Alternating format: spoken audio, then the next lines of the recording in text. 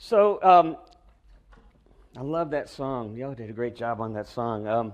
And it's the message: nowhere man living in his nowhere land, thinking up all his nowhere plans, and to be yourself is all you can do. There's some interesting messages that I think when we listen to these songs, they speak to something deep down that no doubt we've all felt, or maybe we're in the midst of feeling. And there's a message here that I think plays it with our text that I want to share with you. Sharon, would you mind getting the board? Would you mind helping me with that? I want to first tell you a little story, quick story. I still get the chance to go and perform at schools every now and then, do storytelling like I did for 20 years, almost full time. Well, I did that for full time for a long time, for almost 20 years. And so every now and then on my day off, like Friday is my day off usually, I get to go to a school. This last week I was at a school. Hadn't been in one in months and months, but I got invited to come out to this intermediate school. And it's interesting, since I've been doing this for some time, that occasionally someone will walk up who remembers me. I remember being at Avoca Coffee a few years back, and Gerald, who owns Avoca Coffee, came up to me, and I didn't know who he was, but he's about 6'2" and had a full beard and looked like a mountain man from Virginia. And he comes up to me and he says, "You don't know who I am, do you?" And I said, "Well, no." And he says, "Well, I remember you." And I'm thinking, oh my God, what did I do? And he says, "You played at my 6-year-old birthday party when I was just 6. And then he gave me a free cup of coffee, I mean, that happens every now and then. A teacher came up to me at this school. She's now 26, and she's a teacher there. And she said, "You came over to Mary Orr Intermediate when I was there in the 6th grade." I mean, I guess that was, 13 years before. But I was doing that then. And so, there's this nice sense of, well, isn't this wonderful? I'm doing something and people are remembering. And then, of course, you're always brought back to reality. And so here's a group of 5th graders in front of me, maybe 150, 200.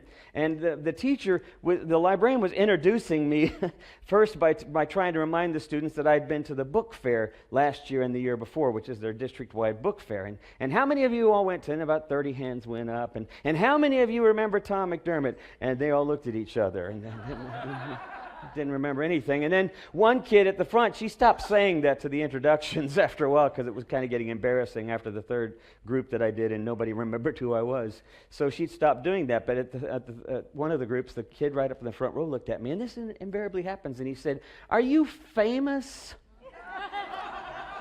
Question always comes up, right? And then this kid next to him says, "I don't know him. I never seen him before," So we've been talking about what it means to practice resurrection, to live in this idea of resurrected life. We speak of resurrection not simply being that thing that whatever happens when we die, that mystery of whatever happens in the afterlife, that we are invited, as Jesus said, the kingdom is already among you. The kingdom is already in your midst. We are invited to participate in this reality of the kingdom that Jesus' presence transformed. And yet that's the challenge, how to live a resurrected life. So we're finishing that. We're in this Eastertide series, and I'm calling it Living as If in a What If World, right? Living as if in a what if world. And these past couple of weeks, we've been looking at sort of what that means. And the best way I can think of describing it is we use the image of cocoon. And how do I spell cocoon? We use the image of a cocoon when we were talking about Richard Rohr, this idea that sometimes we find ourselves in our spirituality, in first half spirituality or second half spirituality. He sometimes calls it first order and second order. And the reality is that first order faith is kind of about bringing things in, about understanding who we are in relationship to everything else. It's about ego and identity. It's about establishing things in life, family, house, income. I mean, everything's sort of centered around me, around my needs, and then the ones who I love. It's a very limited worldview. It's a small, in a sense, it's kind of, this might be an interesting way to say it, it's kind of small mind, okay, or small world. I mean, our faith, we may be faithful, and yet everything's still centered around. Second half spirituality or second order spirituality is really centered around big mind, or a bigger sense of the world. We've opened up. Sometimes Sometimes that comes from a crisis in our lives that sort of forces us to rethink things. Sometimes it comes as a natural procession of our own curiosity and our own exploration that we begin to realize there's a whole lot more mystery than what I defined my reality as. There's a whole lot more mystery than that sort of creedal orientation that I used to sort of lean on to feel protected, to feel like I've got an anchor. Life and mystery, God is much, much bigger than I used to think.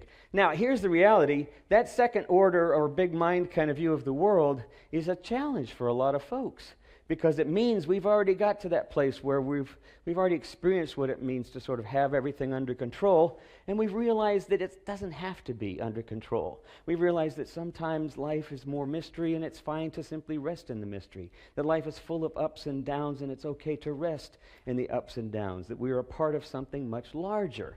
But it's challenging to be there.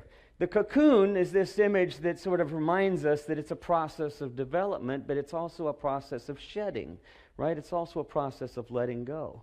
So on the first Sunday, we looked at the idea of how we live this what-if life, this as-if life that requires this shedding. And we looked at that text where Jesus had said, if you wish to follow me, then he who loses his life will find his life. But he who seeks to have his life will lose his life. We'll echo that in just a minute with some other thoughts. But this idea of shedding is challenging because it's this requirement of letting go of some of those things that helped us feel secure for so long. And as I said, sometimes that cocoon, we lean into it deeper and it just squeezes tighter and we try to stay in that place of comfort. So we talked about the shedding. What's the main thing that sometimes holds us back? Oftentimes holds us back. Fear, right? Yeah, fear. We're driven by fear, and more so in our culture today. We're noticing fear is a very prominent motivator, and because it's so natural to us biologically and emotionally, anyone who wants to tap into that, and then wants to give answers can just tap into that and provide answers, and there we are. We're leaning right into it. So that we talked about that the first Sunday. Last Sunday we talked about failing to succeed. Basically, part of what holds us in this cocoon are dualities. It's this reality that we live in that things are always either or. And this what-if idea is always this fear, this what if things don't go right? What if things start to fall apart? What if I'm a failure? What if I can't get this done? What if everybody looks at me this way instead of this other way? So living as if is a way of living in the midst of things, present with things, with an openness to whatever is. It's literally practicing resurrection. So these things that hold us back, these dualities are, I mentioned 4 of them, and they're the ones that we're kind of covering in this series. First one, success, failure. We talked about that last week. Today is fame and shame.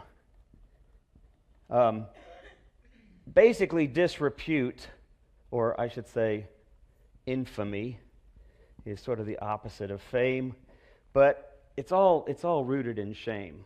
It's all rooted in this reality that we live in sometimes, which is a shamed reality, a reality that we're just not what we could be. We're insignificant. And this is where we're going to talk about today, is this idea of fame. This idea, like the little kid who asked me and said, "Are you famous?" Guy was only 10 years old, right? And he's already asking me if I'm famous. And then the other one's already telling me I'm not.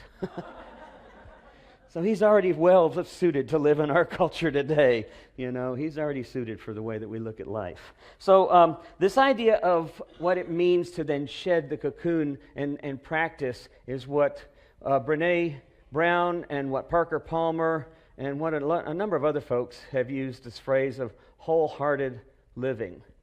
Okay? And I'm going to give you Brene Brown's definition because I think it's probably one of the most concise and best ways of defining it. This idea of wholehearted living is what I think practicing practicing resurrection means. Wholehearted living, she says, is about engaging our lives from a place of worthiness. Engaging our lives from a place of worthiness. And as you're listening to this, just kind of imagine where you find yourself. but also where you find the culture that we live in terms of how people define one another. Wholehearted living is about engaging in our lives from a place of worthiness. It means cultivating courage, compassion, and connection to wake up in the morning and think, no matter what gets done, no matter how much is left undone, I am enough. And it's going to bed at night thinking, yes, I am imperfect, I'm vulnerable, and sometimes I'm afraid, but that doesn't change the truth that I'm worthy of love and belonging.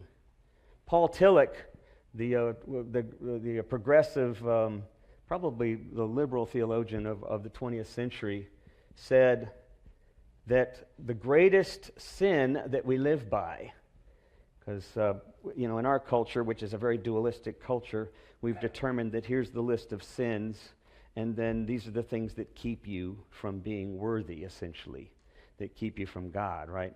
And Paul Tillich says that challenge is mistaken. That if you look at Jesus' teachings, when he actually went to those folks who sort of matched up to that list and then said, you're included, welcome, sort of contradicted that idea that the purity movement, that the holiness movement has sort of reiterated over the years for centuries. And Tillich said that basic sense of sin is estrangement. There's something that's missing in that song, Be Yourself. And Paul Tillich said that it's what's missing in our lives in general.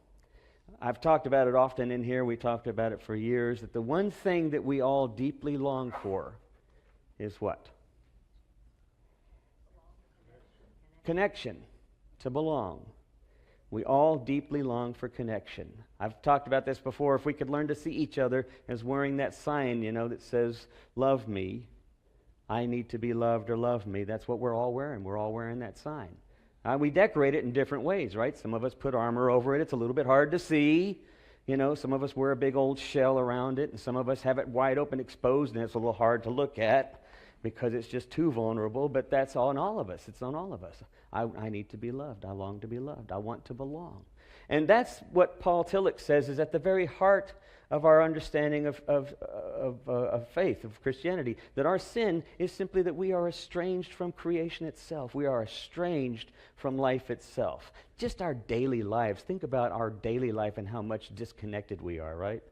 I mean, we get in cars, we meet in rooms, we live in rooms. A friend of mine used to say we spend most of our lives in a box, We spend most of our life in four walls of some sort.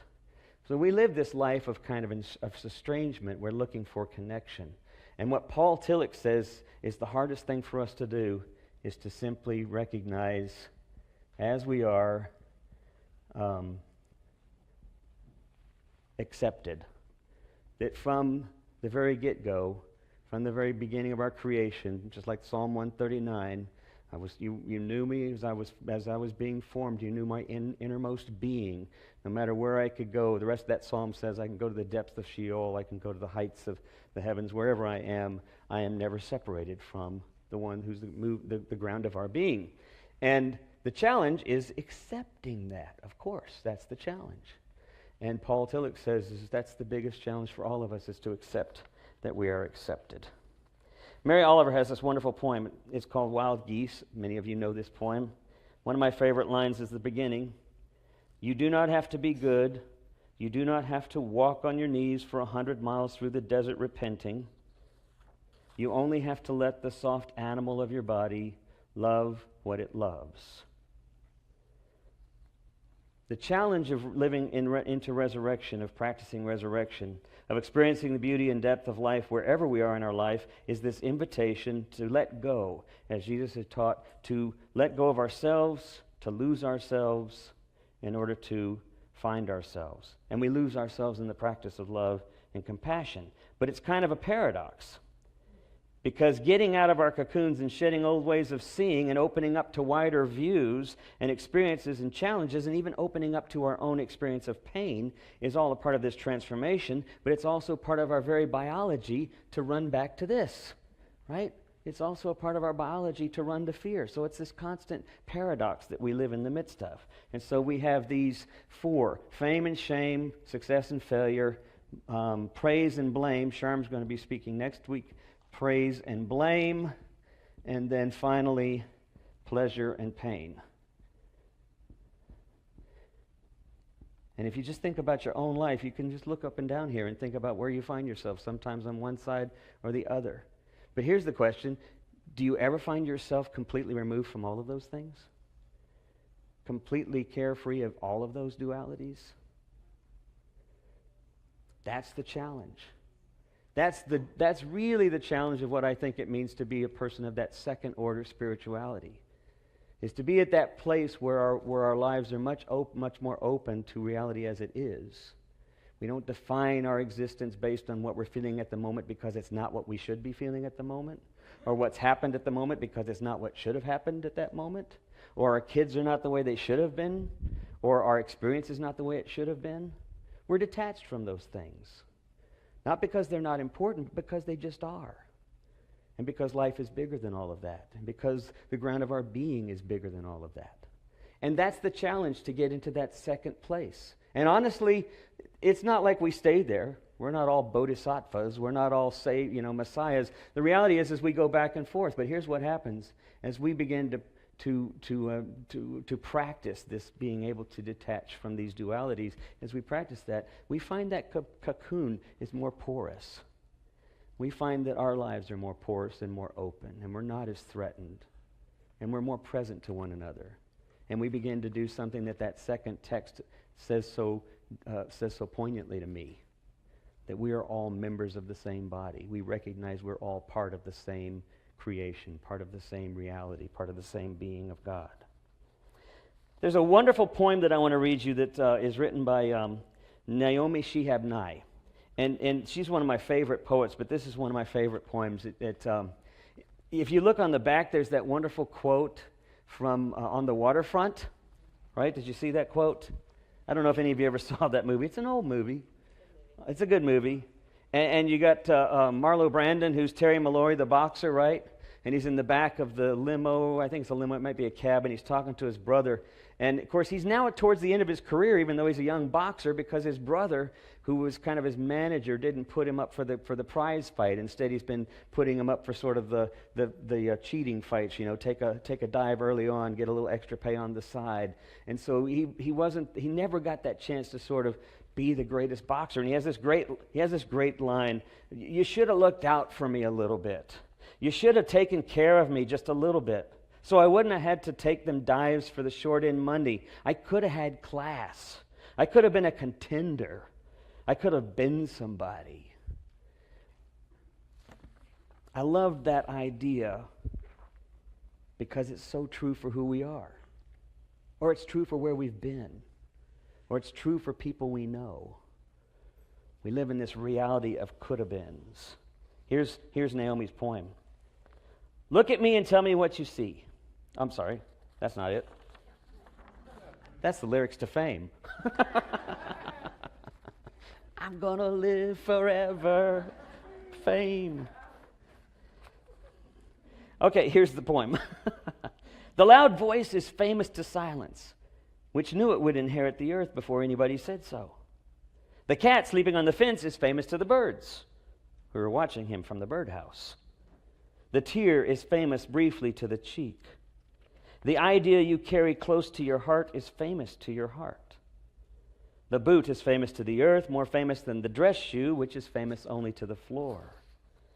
The bent photograph is famous to the one who carries it, and not at all famous to the one who's pictured. I want to be famous to shuffling men who smile while crossing streets, sticky children in grocery lines, famous as the one who smiled back. I want to be famous in the way a pulley is famous, or a buttonhole, not because it did anything spectacular, but because it never forgot what it could do. We live in a culture increasingly that tells us that's not important, that tells us, in fact, what's more important is increasingly simulated and unreal. Right? We live in a culture more that's about, I'll just put it right up here, branding than reality. I read an article recently in Time magazine, in the New York Times, and it said, it was quoting this guy named Andy Couch, who said that we no longer live in a culture which is oriented around sort of doing right and wrong, and that's important. We no longer live in a culture that's oriented around doing right and wrong. Just read the newspaper. I mean, it's just any time. I mean, we get away with doing wrong stuff all the time because that's not what's important. What's important is branding and not reality, but how well you're known. So the kid that asks me, "Are you famous?" and the other kid who says, "I don't know who he is," that's how we define ourselves. We define ourselves, are we known by anybody? As if that's what it means to be included. But it's a simulated reality, right? It's not a real reality. And the shame of it is that it's not about doing good or bad, but it's whether or not you're included. So in a guilt culture, you're sort of corrected because of what you do wrong. But in a shame culture, it's exclusion that makes you feel bad. And if you spend any time on the internet, in Twitter or in Facebook, I mean, that's exactly how those things are oriented. It becomes actually a tribal kind of reality, right? So that people sort of protect you, or they separate you from the rest of the tribe. They insult you. Members of a group lavish on one another praise so that they themselves might be accepted. There are nonetheless forces that are within the group, and then there's also trolls who are sort of those folks outside the groups, but who really sort of lather on this idea of social shame. And those people within the group, they build their personal power and reputation by policing the group, and this is important, by condemning those who don't fit.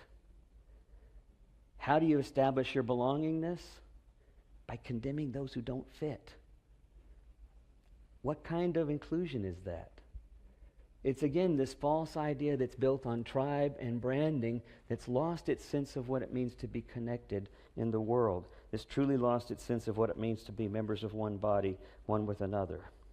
So the risk for us at getting past this idea of shame and fame, getting past it altogether, is this challenge to begin to question.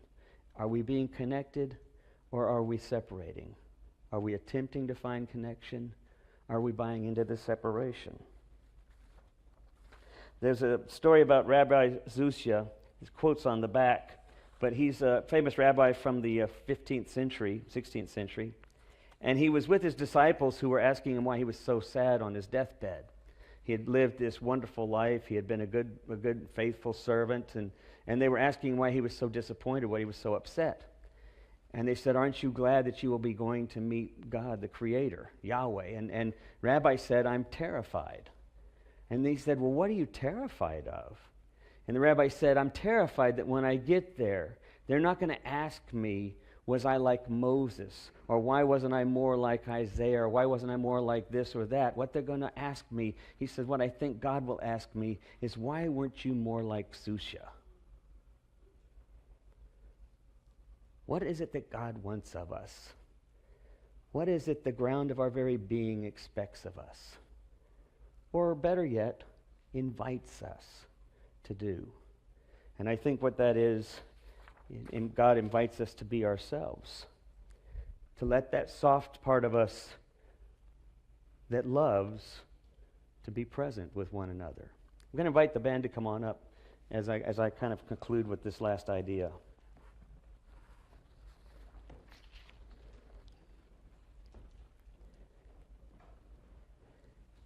Fame entices us to run from the thought of being insignificant or ill thought of, to feel shame, to feel like we don't matter.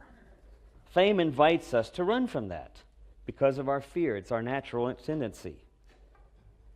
That threat of being shamed by others in our own minds, no less. But Paul Tillich suggests at the very heart of our being that life eternal is acceptance by its very nature. Prevenient grace is what John Wesley called it. We are already famous. We are already famous for who we are. The problem is we think it's got to be something else. Call it the cosmic Christ, Call it the one in whom we live and move and have our being. Call it God the Father. Call it the vine and the branches. We are already a part of this reality that invites us to be present to it.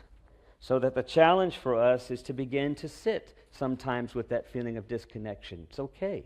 We got those feelings. To sit sometimes with that feeling of guilt. We got those feelings. To sit with anger. To sit with disappointment. But to remember they don't define who we are. To simply allow them to be, and then to open ourselves up to be more. To be who we are connected to one another. It's like that old song, Fame, as I almost accidentally sang earlier. Because it's really closer to the truth than it realizes. Yeah, she sings and says, I want you to remember me. She sings, I want to be famous. I want to be something you don't ever forget. But she doesn't understand the answer to her own question is right there. Because when we recognize that we are all part of one body, then literally what we're invited to do is to remember one another. To remember ourselves as we remember each other.